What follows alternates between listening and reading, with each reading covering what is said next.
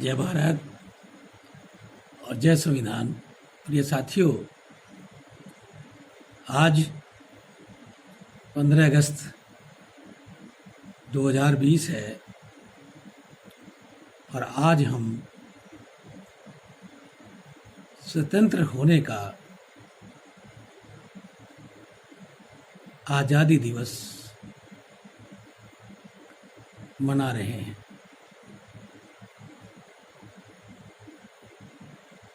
लेकिन इस आज़ादी के पीछे,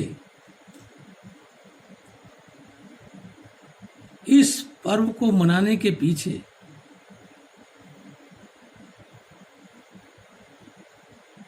क्या तथ्य हैं, क्या प्रामाणिकताएं हैं, उसको जानने की और सोचने की जरूरत है। आज भारत में संविधान को आए हुए 70 साल से ज्यादा हो चुके हैं और अभी कुछ ही महीनों बाद हम संविधान का 71वां जन्मदिन मनाएंगे। क्या आजादी इसीलिए है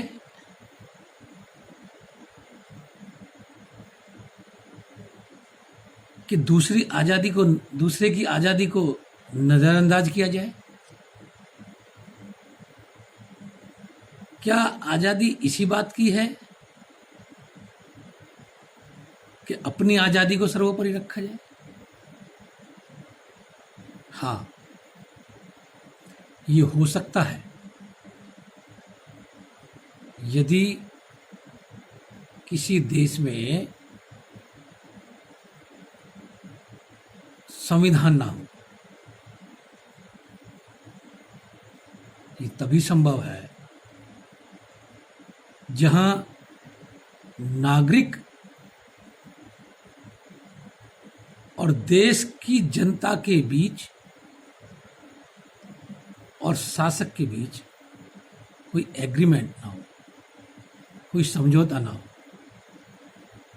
इसीलिए तो संविधान आते हैं, इसीलिए संविधान बनाए जाते हैं। कोई भी शासक आए वो जनता की भावनाओं के अनुरूप लिखे गए संविधान के अनुसार काम करे। लेकिन ये तभी संभव हो पाता है जब उस देश के नागरिकों को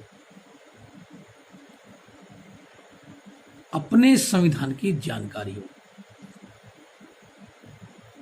और यदि जानकारी नहीं है तो संविधान फिर संविधान नहीं रह जाता है, वो मात्र एक किताब बन जाती है, एक दस्तावेज रह जाता है मात्र। यदि हम देखें तो हालात किधर जा रहे हैं ये बताने की जरूरत नहीं है। समय है साथियों, हम और हमारे भारत की जनता संविधान को समझे, अपने अधिकार और अपने कर्तव्यों को समझे और अपने कर्तव्यों को हम पूरी तरह से निर्वाह करें। क्योंकि संविधान के पहले पेज में नहीं, संविधान के प्रथम पेज की उद्देशिका में ही हम भारत के लोग दृढ़ संकल्प होकर इस भारत देश को समप्रभुत्व लोकतंत्रात्मक गणराज्य बनाएंगे, ऐसा लिखा हुआ है। लेकिन इस पहले पेज की कदर नागरिकों तक नहीं पहुंची, नागरिकों तक इसकी जानकारी नहीं पहुंची। तो नागरिक इस दृढ़ संकल्प से अछूते रह गए